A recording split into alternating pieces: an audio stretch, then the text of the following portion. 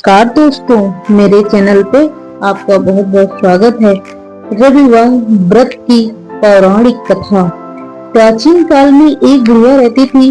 वह नियमित रूप से रविवार को व्रत करती। रविवार के दिन सूर्योदय से पहले उठकर बुढ़िया स्नान आदि से निवृत्त होकर आंगन को गोबर से लीपकर स्वच्छ करती।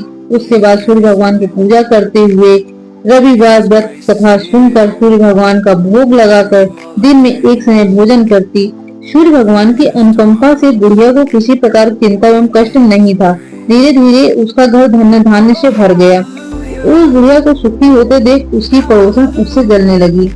बुढ़िया ने कोई गाय नहीं पाल रखी थी, अतः वह अपनी पड़ोसन के आंगन में वही गाय का गोबर लाती थी। पड़ोसन ने कुछ सोचकर अपनी गाय को घर के भीतर बांध दिया। रविवार को गोबर न मिलने से बुढ़िया अपना आंगन नहीं लीप सकी। आंगन न लीप पाने के कारण बुढ़िया ने भगवान सूर्य देव को भोग नहीं लगाया और उस दिन स्वयं भी भोजन नहीं किया। सूर्यास्त होने पर बुढ़िया भूखी प्यासी सो गई।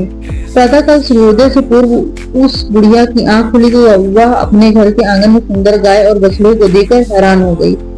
गाय को आंगन में बांधकर उसने जल्दी से उसे चारा लाकर खिलाया।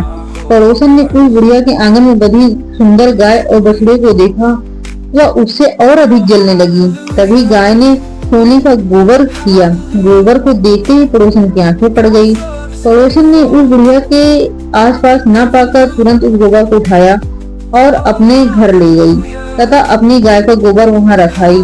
सोने के गोबर से पड़ोसन कुछ ही दिनों में धनवान हो गई। गाय प्रतिदिन सूर्योदय से पूर्व सोने का गोबर किया करती थी और बुढ़िया को उठने से पहले पड़ोसन उस गोबर को उठा ले जाती थी। बहुत दिनों तक बुढ़िया को सोने का गोबर के बारे में कुछ पता नहीं था।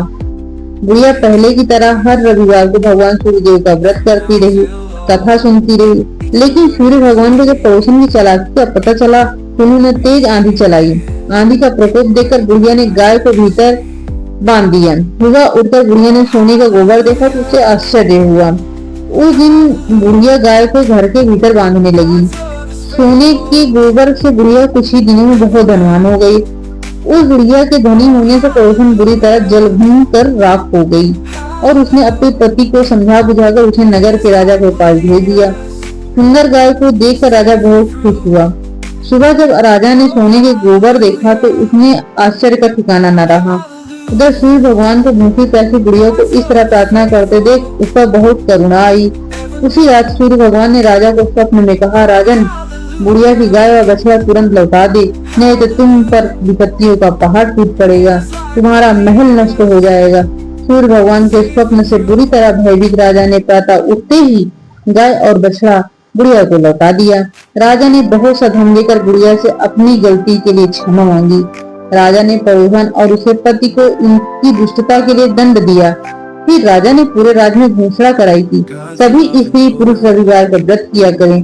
रविवार का व्रत करने से सभी लोगों के घर में धन धान्य से भर जाते हैं।